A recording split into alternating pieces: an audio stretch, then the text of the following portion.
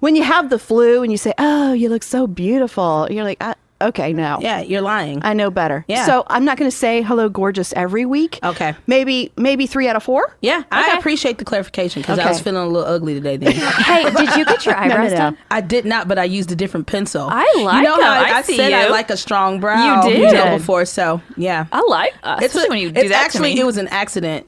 It's the wrong pencil, but You made it work. I said, like well, them. we're just gonna color in now. You make it work. It was a Sharpie. No. You're looking gorgeous. Oh, thank you, darling. So are you. And we are thrilled to have a guest with us today. We are a big fan of Annie F. Downs. Oh, you are kind. I sat there so quietly. I had so many thoughts about the eyebrow pencil. But then they're like, who's that voice? We don't know that voice at all. But they look very good. Thank you. And your ability to make this sound like a Sharpie Did is you like spot that? on. Yeah. That's impressive, right? Yes. I like the way you had a Sharpie in each hand when you did the Yeah, eyebrows. It yeah. wasn't just I wish one. you was That's right. efficient with your pencil drawing. Yeah, That's you got to right. take the most of the time. You know, That's just right. get them done. That's right. Well, if you're not already a friend of Annie's, you will be by the time we are done today because she is a best-selling author. She has a wonderful podcast that you need to check out because Annie and her friends talk about great topics, and it's just a lot of fun. And that's exactly Should be. That why sounds it's fun titled what podcast. it is. That's right. That's right. That sounds fun. So we invited Annie to be here with us today, partially because we're going to be spending some more time together. You're going to Yes. join us at the Love Life Women's Conferences this year. Yes, I can't wait. I'm so excited. Hometown of Atlanta, so that's really fun. Yeah. To get to be there with all my people. And then in Denver as well. So you better get your tickets now because Annie will be selling it out with her family. That's right. That's exactly right. That's 100% true. That's awesome. Well, we have had a lot of people making comments on the podcast that they love being part of group, they love listening, and they would love to hear more about being a single woman in the world today. Yeah. And one of many, many things that Annie is a single woman. That's true. So today. you feel like right. representing. I am unmarried today, so I will represent that demographic for today. I don't know what tomorrow holds, but today Today you own that. unmarried. Yeah, that's right. Well, we wanted to talk about the fact that no matter who we are, no matter where we are, we always want something else, don't we? Yeah. I mean, Yes. I know I'm that way. There's always something that I think will make life just a little bit more fun, a little bit more adventurous, and we need to learn to be content. But that's a big topic, and sometimes people don't want to hear it. Right. Yeah, it's hard because a lot of times something I realize is that if I put like on a dream board or a vision board or something that I want, you know, like in relationships or just Do you in do life. vision boards? Yes. I used Do to they have like have cutouts parties. from magazines? Yes. Do you? Wow. Yes. Okay. Y'all don't do. Why y'all I looking mean, at me yeah, I like do y'all that. never No, done that? I'm way in. I do them. Oh. How do you do it? I don't I know just about go- This is just magazines. new. Oh, I this go is just to- new for me. I just go to like from you, new information. to the dollar It's a store. good thing. Yeah. I'll get a little poster board and cut out stuff out of magazines and words. Yeah. And people with abs. Like you know, oh my God. like the Unabomber did.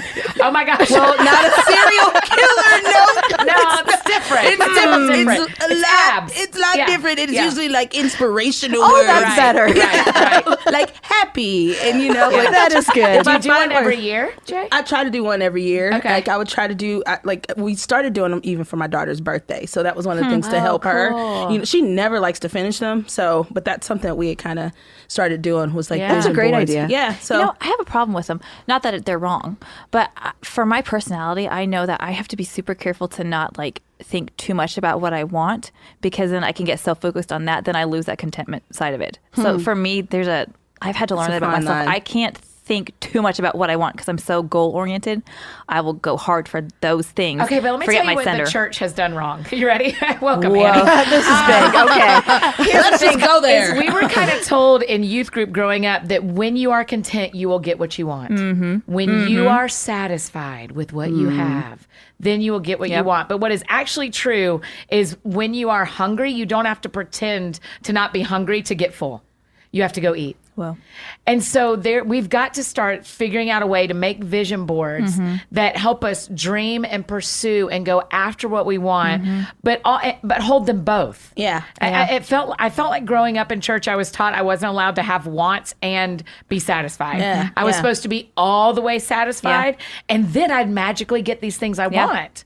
And that just was never true. Yeah. It was never true. And I felt the same way, but then I also then leaned on the scripture of like, where there's no vision, that people perish, Yeah. And so I'm Yeah. always like, if I know that I want to do something, a lot of times I can get so inundated with things that I'm doing for other people, whether that be in ministry or work, that sometimes I do lose focus of me. I lose focus of, the things that, I've talked about this on the podcast before. So I could be working and even forget to eat, Yeah. So I do get content. My stomach like, "Rrr," and I'm like, oh, forget it, keep moving. And so sometimes I need that visual just to remind me like, hey, you have to prioritize yourself too. So I do like to have, like just something to look forward to sometimes. And then the thing that I really had to work on is not punishing myself when I don't necessarily get all that stuff. Yeah. Because I still don't have abs, but it's a cool thing to like, I wish I had them, Does that make really sense? good. I don't know Absolutely. where I was going with that because we went somewhere else, but it's all good. But No, I think you make a really good point that we really all need something different in our lives to focus us, to learn how to have goals and be content, and to be able to do them both. Yeah. Right. That's a really good That's point. the thing is how can you hold, I have more than I deserve, and there are things I want I do not have. Right. Both of those are always true. And we get to help our friends in our real lives, and they're listening, our friends figure out what it looks like to hold both of those. Yeah. I think I just had a revelation about my whole life just now while y'all were talking. Okay. really, Wow. do share. I don't know. Nice. Maybe I should make you wait like to the next 10 minutes. Why? And then Whole share it revelation. later? I like tease a little bit. I think you should. Let's take a teaser and we'll be back with you. Yeah, it's like, there you go. Commercial break. I can have vision. I love vision for other people. I like to think of vision for what I want here at work and what I think we can do for my family. But to do it for myself feels almost selfish to me because I think it's a lot of what you're saying, Annie, is that's too much about, that's not the way that it's supposed to be. I need to be very happy with what I have right now. So I shouldn't think that much about myself. I think you should go Whoa, for it. I'm just going to sit here and ponder that I think for a you should little totally bit. go for it. I think I will. But I love that you kind of I just thought about that. landed there. Yeah, that's interesting. Yeah. So we actually got some questions from all of our friends, and so I'm gonna ask you a few questions from them, Annie. Okay. So this one says, "How is it okay not to be happy being single, despite being happy with and in yourself?" Totally. Right? I mean, I think I totally think you can say this is not the life I want. And the question is, are you sitting at home and saying that to yourself or saying that to Facebook? Yeah. Or are you feeling that and still going out and meeting people? Yeah. That is such a And key. are you still doing living anything? your Yes. life? Are you doing anything to Yeah. remedy the thing that bothers you? Because we aren't in control of. In fact, we talked about it at lunch, Aaron. This idea of like it is a miracle when a man and a woman end up at the same place at the same time and fall in love. It's a miracle. Yeah. But I'm probably not going to fall in love with someone if I don't leave my house. Unless it's the mailman, because he's the only one who shows up every day. Right? So yes, I think you can be not satisfied with your situation. But then my follow-up question is always, so what are you going to do? Yeah. Right. What's your next move? You don't have to like be on dating apps unless you want to be. And I think they're great, and you don't have to go out every single night, but are you anywhere where you're meeting people that might either be able to set you up or might be someone you can meet yourself? So that is not the definition of discontent. I don't think so. Wanting something else is Yeah. exactly what we Wanting were and talking discontent about. are two very different things. Right. And wouldn't you say, I could say this for myself, so you say if it's true of you, but when you are wanting other things that you don't have yet, doesn't that push you closer to Jesus? Because you're doing your best to do what you can do. The rest is up to him. That's right. So if you're doing your best, that pushes you to him to say, okay, I trust you to do the rest. I'll do my part, but now it's you. Yeah. So I feel like some of that is God working in us and using that. Yeah. It's that balance of like trusting that God knows what we don't know. Yeah. And he protects us from relationships in work and in personal life that are not right for us, but also not expecting God to have someone delivered to your front door. Like It's a teamwork, Yes, right? It's teamwork. It's God doing what only God can do. Yeah. But then Annie has to be involved too. Right. If I want to see a change. Well, it's also a mistake for us to assume that everyone is in that same situation, that every woman who is not married Wants to be married. Totally. Exactly. That's an expectation of all women that's not accurate either. That's right. And if we delay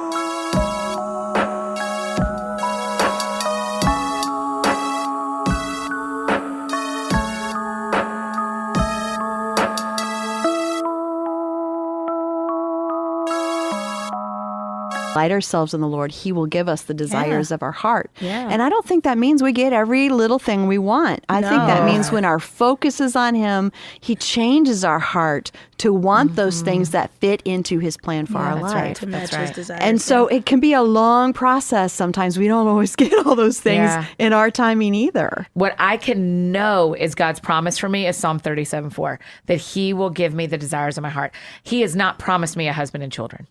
Those are desires of mine, but that's not the promise. Right. The promise is He'll give me what my heart will desire. And so I have to check in and listen to and be like, well, actually, what am I desiring? Yeah. I'm desiring to do what God has for my life. Oh, that may be good. different. Yeah. You know, I think sometimes we accidentally call things promises from God that aren't actually promises from God. And we it like makes to say us that feel here. better. Yeah, because we go does. like, Yeah. oh yeah, He promised me A, B, and C. And it's like, Yeah, it wasn't that specific. that's not what the scripture Sorry. says. Sorry. And Let's go back to the Bible. You know what? I was thinking about, I have several friends who are either single or divorced, and that just brings up, and so a couple of them are super, super Christians that are, like what you said about, Really good ones, yeah. just Jesus, I'm just focused on Jesus. And, Yeah. and like, but you boring. Like,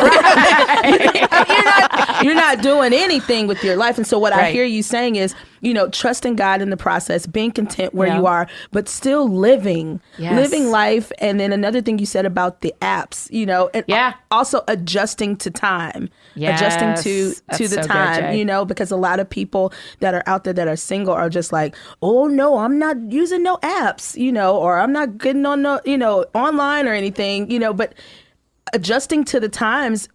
If you're not out there and doing things, there might be other ways that you can meet people. So I love the fact that you brought that up. Like, if that's not your thing, Yep. don't do it, but don't knock it if you don't. But here's the other thing about apps, ladies. Let me give you a Tell us about it. Please Single tell us, because I don't know experience. nothing about them. Here is the thing. When you are at church, let's use church as an example. You're at church and you meet a man that is in your age bracket, that is someone you'd be attracted to, and y'all hang out in a group. You don't totally know the intentions unless he says, or one of you says, hey, let's go on a date. Let's do.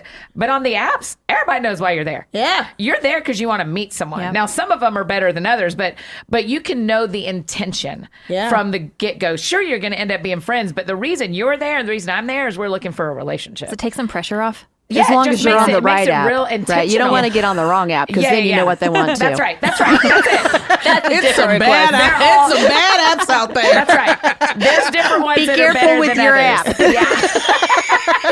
Today's takeaway from Ginger. That's right. Thank you, Ginger. But yeah, I mean, it's exactly what you said, Aaron, Yeah. of like, it takes off a little bit of the pressure because you aren't doing that. What are we doing here? Yeah. Like, I think, what does this mean? You aren't like reading the tea leaves of the Yeah. dating relationship. You're like, oh no, I met him on an app where we are looking for a partner. Yeah. Yeah. And so it just makes, I'm 2 thumbs up for Christians using dating apps. So, how are you staying content in this season, and what do you focus on in this season of singleness? Yeah, for starters, it's a season. And so there are things I can do right now that I will not be able to do when I'm married with kids. And so part of it is listing. I mean, I actually keep a list of things I get to do right now that I will not get to do when I'm married with kids. There are things that I will lose. If you, not you, I won't speak about any of you guys. I probably have often thought when I get married, then I get everything. I never think about what you lose. And as I have grown in myself and in my faith, it has felt like the Lord's been like, hey, remember, once you're married, travel changes. Hey, once you're married, how you spend your money changes. Once you're married, even your relationship with God shifts. Because I remember so clearly one time, y'all, I was seeing somebody and I was getting ready in the morning and in my house, and he was not there. And I was blow drying my hair, and I felt the Lord say, if this is the right guy, you and I change forever. Wow. And it stopped me in my tracks. Yeah. And I thought, what do I want to say to God today when it is just me and him? Now, spoiler alert, I didn't marry that guy, but it has given me this perspective. Contentment is a weird word for me too, probably because of some of the teenage growing up in the 90s and 2000s that the three of us have talked about. So contentment's a weird word for me, but what is very true is I am eyes wide open to the gifts of this season of my life that I will trade for different gifts when I'm married with kids. Trade's a great word. Yeah. So I lose things and I gain things. And I am so thankful for what I have right now that is unique to this season of my life. I don't know if you knew this. These two ladies know that I'm a listener of your podcast. Thank you, Erin. So anyways, I've heard you talk about how in the season of life that you're in, so you are very intentional with the friendships that you have, and you're a part of other families' lives. Oh my gosh, yes. And you have all these other kids that you are. Yes, I call them my mini BFFs. Right? All my What do friends' they call kids. you? They call me Crazy Annie. I just love it. And that's so funny. Like, not That's the best name Annie. It's Crazy Annie. It is so fun. You are taking advantage of this season, and not only is that probably edifying to you, but also to those families. Yeah. To get to have. Yeah. Our other friend Megan, we've talked about before too. Before she moved away, she's still single, and so she became part of our family, and my kids adore her. And not only did she tell me that was good for her soul, but I needed her so badly during that season. Yeah. And so just how God uses those different seasons as we're all going through life, just trying to figure it out one day at a time. I think that's such a beautiful picture of how God does that. Can I tell a 2-minute story real quick? Absolutely. Okay. Yeah. I have this family that every Christmas, it's a husband and wife and 3 kids. Every Christmas, the 3 daughters and I watch a Christmas movie their last day of school, like that night. And we've done it 8 years now. And we wear footy pajamas and we eat dinner and we watch a Christmas movie. And 2 years ago, the middle daughter, we finished watching the movie. We're all piled on the couch. We take the same picture every year. You know how it goes. And the middle daughter's relaxed. And she's like, I hope you never get married. And I was like, get behind me, Satan. I was like, what are you saying? I kind of paused, and the mom's mortified. And I'm like, and Sadie lets me tell the story. I'm like, Sadie, why would you say that? And she said, I think when you get married, you won't come over as much anymore. And it gave me this moment of going like, oh yeah, I get to be in kids' lives. I'm going to cry saying this, y'all. I get to be in I didn't know when my best friends had kids that they were giving me new best friends. Yeah. Yeah. I had no idea. But they have. And my calendar allows me to be in a lot of families' lives. And that will change. And so... That's beautiful. So I am so thankful that I get to eat dinner with families and be with families and have these kids call me Crazy Annie and expect me to show up every Thursday night. They well, it's Thursday. Of course you're going to be here. Our church added a service on Sunday, so I couldn't go to this one family's house on Sunday afternoons anymore. And I didn't even think they would notice. The kids were like, you don't come over on Sundays anymore. I was like, oh, right. Sorry. I forgot to communicate what was happening with you. That's cute. But it's a gift. It's a gift. And so the longest answer to that question is there are gifts in this season that will not always be gifts for me. Yeah. And so I will eat those up while I have them, and then I will trade them in for the next thing God has for me. That is perfect, because whatever season you are in, there is a beautiful gift Yes. in this time for you from God. So the Bible says so much about this very thing, about the wonderful things that he has for us and about contentment. And Joyce has certainly lived a lot of this in her life. So let's dig into what the Bible has to say with Joyce about contentment and putting God first. Let's look at Philippians chapter 4, verses 11 and 12. Contentment doesn't mean that you never want anything else. It means that you can be satisfied where you're at on the way to where you're going. How many of you would admit today that this is the right place for you to be today, because if the truth be told, you have had a fair amount of discontentment? You know, we are a people created by God, and we're created for God, solely for his purpose, to love him, to worship him, and to be the object of his love and his abundant grace. And so anytime that we let other things that we want get ahead of our relationship with God, it always just poisons us on the inside. And I'll tell you the truth, honestly and truly, for a lot of years, even as a Christian and even as a woman in ministry, I really didn't know what I'm trying to tell you here today. And I really just could not get happy. You know, I thought, well, if I could have, you know, the growth of my ministry was really important to me, because that was my goal and dream. Whatever your goal and dream is, you want to see that progress. And so I thought, well, if I could just have 500 people in a meeting, then I'd be happy. Of course, then when I got 500, then it was like, well, if I could just have 1,000 people at a meeting, then I would be happy. Some of you have more money now than you ever thought that you would have in your life, and still there's a thing in our flesh that wants more. Some of you have more success, you have a great position, you thought, well, if I could just get married, I'd be happy, and so now you're married, and now you're thinking, well, if this person I'm married to would just behave a little better, then I could be happy. Well, I could be happy if I had a bigger house, so now we got the big house. Well, I would be happy if I had somebody to help me clean this big house. So then you get somebody, you don't like the housekeeper. Well, I would be happy if I could get along with this person who helps me clean the big house. Come on, is anybody home today? Whatever it is that you think that you need today to make you happy, I can tell you that it really won't do it for very long. It might for a short period of time, but it won't do it long term. But if God is first in your life, I mean first, seek ye first the kingdom and his righteousness, then other things will be added unto you, and you can have them with joy.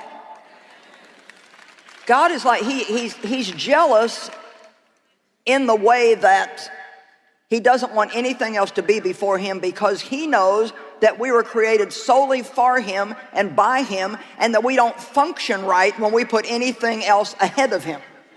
So when God tells us to keep him first, it's for our benefit that he tells us that, because that's the only thing that can truly make us happy.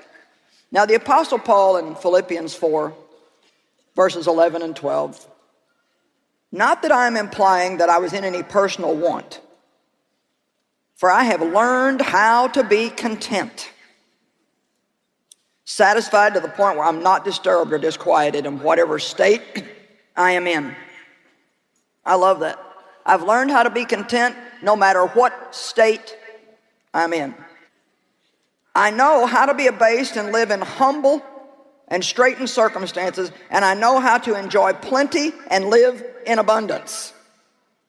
I have learned in any and all circumstances the secret of facing every situation, whether going well-fed or going hungry, having sufficiency and enough to spare, or going without and being in want. I have strength for all things through Christ who empowers me. Now, I personally think that we may be bordering on being guilty of having abused Philippians 4:13. Because we tell people, oh, you can do anything. You've got the ability to do anything. But Paul was talking about something specific there. He said, look, you have the strength to stay happy if you're not getting what you want, and you have the strength to be happy if you are getting what you want. You have the power of God to be happy no matter what. So knowing that we have that power because of God in our life is so great because I often don't think that I have it on my own sometimes.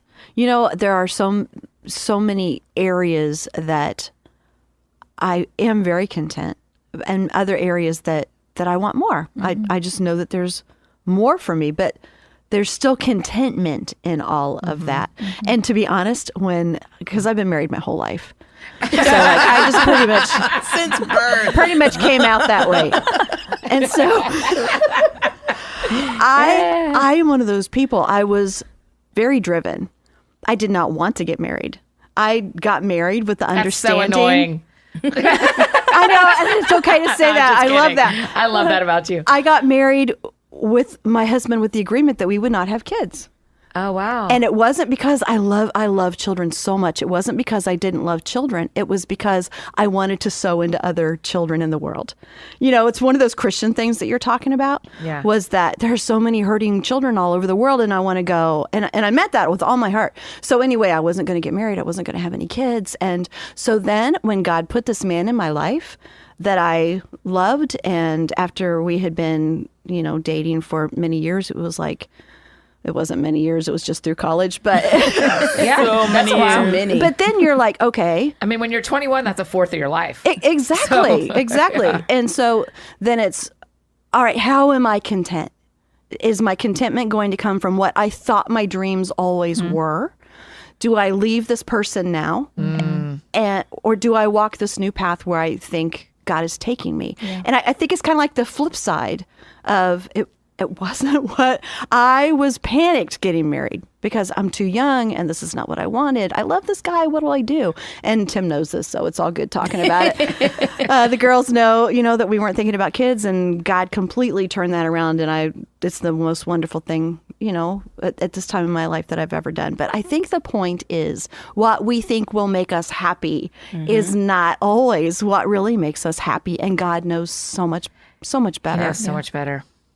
I mean, how many guys, for those of you who didn't get married at birth, how many guys that we didn't date that we wanted to date? I look back now and go, man, the guy I would have married in college, what would I be able to do this job? Right. Would I be doing the thing God has made me to do if I'd have been married 20 years ago? The answer is no. Yeah. It doesn't mean one's right or wrong. It meant for my story that he just knows. Yeah. Yes. He is better than good to me.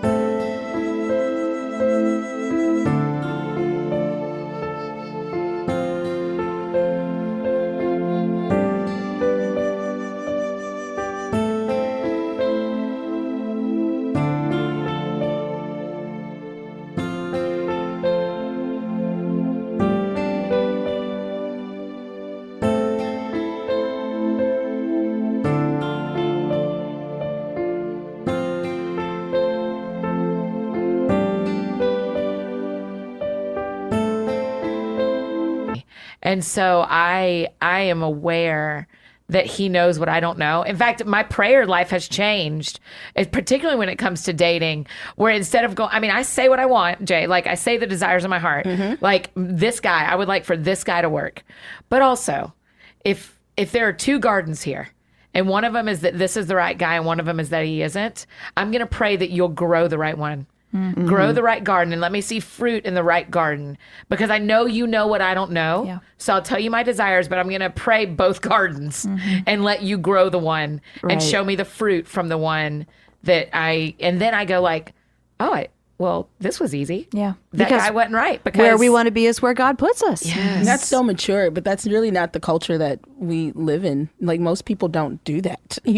Most people I've been think, single a long time, sister. I've had a lot of practice. And so I'm saying like Yeah. a lot of people today.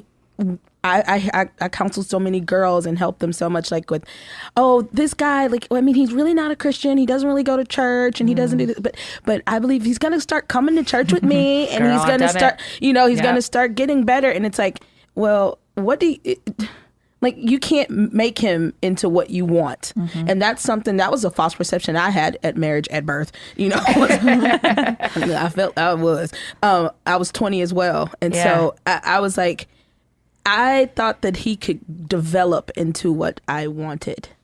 Yes. Yes. No. Yeah. You Date know- the guy that you think he can become. Yeah, Nope. that's not fair. word of wisdom. It's not fair to them. Yeah. It's not fair to even you. That's right. You know, and so the red flags that you see when you first see it, or, you know, when you're dating, take those as a heed, you know, like heed the warnings to say like, okay, well, maybe that's not the good fruit. You know, that's not good fruit for me, you know, but don't be one of those people that are like so big on just wanting something. You just want to be married that you'll settle and not take the time to pray and ask God exactly what you said, Annie, For the about- right garden. for the right garden, the right fruit. Settling is such a funny thing too, right? Because let's go back to our teenage growing ups of don't settle for the wrong guy, don't settle for the wrong guy. I think where we have to handle that really carefully is what really matters. Well, his faith really matters. Because who do you want to be parenting children with if you're going to have children? So his faith really matters. To me, there's other things that matter. His job matters. There is one. You know, like it matters that he has a job.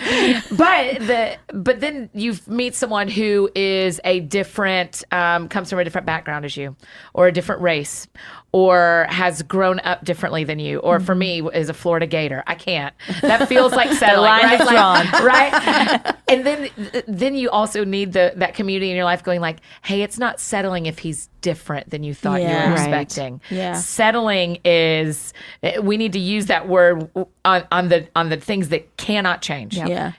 For faith people, a faith spouse. I had a non-Christian friend, Jay. I had a non-Christian friend, a guy say to me, please marry a Christian. And I was like, yeah, planning on it. Like, that's my plan. And he had been a non-Christian who married a Christian, and they had divorced. And he said, it wasn't that we didn't love each other. It's that we always used a different map of how we wanted our lives to go. That's huge. And that was huge to me. So there are things that would be settling, but man, be open that he may have a different job than you think he's going to have. He may be a different age than you think he's going to be. He may be from a different background. There can be differences that are not settling. And we need to give ourselves permission to like, oh, it isn't settling if my friend picks someone from a different church or a Florida Gator, as my problem would be. As a Georgia Bulldog, that's hard for me. And set realistic standards too. Yeah, I have for some sure. guy friends too that aren't even cute and want Beyonce looking girls. Listen, let's watch me lean forward Annie, into lean in my on that one. microphone. I need you to be Denzel then, because you're not Listen, Michael B. Jordan or I know. somebody. I'm like, you can be picky if you want to be alone. right, But looking how like about- Shrek, but you want Thank Beyonce. you. My Thank bad. you. Thank you. I mean, can I get a witness? That is the truth. Well, I think we've got time for one more question Okay. from our friends who are listening. So this question is, why do you think people view singleness as being behind in life? Because I think it was historically. I think there was Culturally, that that's was true. And also, in 100 years ago, women couldn't financially, economically exist in a healthy, God-fearing way. But shouldn't we without have a all spouse? moved past that by now? You would think so, but we love watching The Marvelous Miss Maisel on Amazon, and we love watching The Crown and all these shows from the 50s that show a simpler time that makes it feel like marriage is the option when you're 18, the only option. And if once you're out of your parents' house, then you better be married. Yeah. So it does feel like, and I would say that the church does a little historically. I feel like we're way better than we have been, but I think the church historically kind of gives the feeling of, hey, when you're 17 and you're in high school, we need to talk to you about getting married because that's going to be the next thing you do. And then you go like, oh gosh, it's not the next thing. Oh gosh, I went to college, and oh gosh, I didn't meet him, and oh gosh, and 30, and and so I think culturally, in faith, and just in the world, historically, it has been to be a person over 25 unmarried was delayed. It's different now, Yeah, I think. very. But you think. still get that vibe from people sometimes. Probably not at this point, not as much. Genuinely, it's it's almost like a hourglass shape. When you're in your 20s, it feels like, oh yeah, you're fine. Listen, you're fine. Live your life. Go travel. Da, da, da, da. And then you get like 28 and people are like, hey, is everything all right? Do you need something?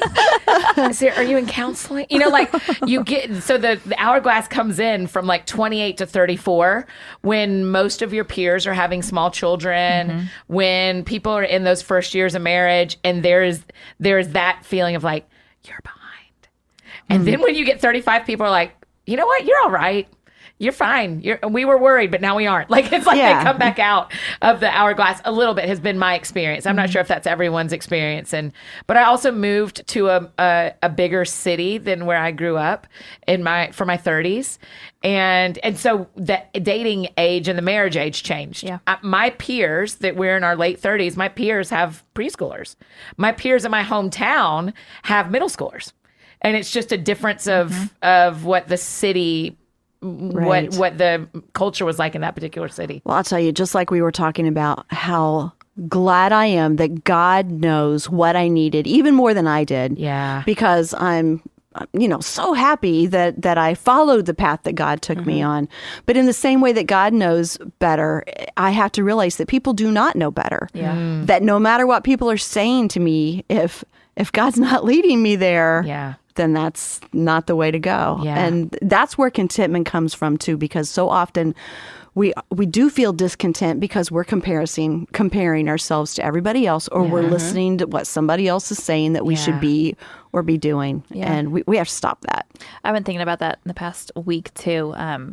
Not so much for being single or not, but so I know a lot of moms, and a lot of them stay home with their little kids, and it's just things that I hear are that they want more, but they're home with their kids right now, and that's the season they're in, and they love that. But you feel like sometimes like you're missing or something. Like you could be doing more, but this is a season you're in right now. So Whether you're home or whether you're not, right? yeah, I could be doing more somewhere else. I could be doing more if I Sure. was home. Yeah.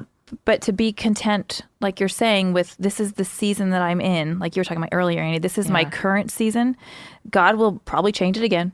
Yeah. And we're going to be constantly shifting seasons that we're in our life. So how do I make this season that I'm in right now be the very best I can let it be, and do all the things I can do in it, but not feel bad that I can't do all the things I could do in that last season. Yeah. And that there are going to be new things I can do in the next season that I can't do yet. I can't even fathom them yet. But it's okay to, I think what I'm thinking is, let go of what you used to be. It's okay to say, that is not who I am right now. And it's okay. It's okay that one day I'm going to have to let this season go because I'm going to enter the next season, and learning how to be okay in each of those and leaving some things behind. And if you think about the weather, it's winter right now when we're recording this. Yeah. If I'd have shown up in t-shirt and shorts and just been like, but I love wearing t-shirt and shorts. You're like, that doesn't match the season. You're so ridiculous. You're ridiculous, Annie. You're freezing. I mean, there just is the nature models for us what we can do in relationship and spiritually too, of like, it is right and appropriate for me to wear a coat today. Now in July, it's not. Right. And so I need to pay attention to the season because it tells me how to dress and what to do. And so for our friends who are stay-at-home moms right now, pay attention to your season. Yeah. Wear what you should wear. Yeah. You can wear sweatpants every day. I lived a life. Yeah. I would love that. And at some point when I get to do that, I will miss getting on airplanes a couple of times a month. Right. You will always miss a season you used to be in, but you can also always find something you love about the season that you're in if you are looking for it. Yeah. Because you're right, it always changes. Spring will come and summer will come, and we will wear shorts again, and we will wish it was cold one day. It's just the way we are as humans. That's true. That's very true. Annie, thank you. Thank you guys so much for having me. I'm We've really loved it. grateful. We've loved it. And we just want to remind everybody that we have a free resource for you. So if you would like to check that out, it's called Consistently Content. It is at joycemeyer.org/talkitout. And it is a free download. So go there and get that. Also, when you're on social media, use the hashtag #TalkItOutGirls, and I'll just keep sharing what we're thinking about this, and keep digging deep and not hold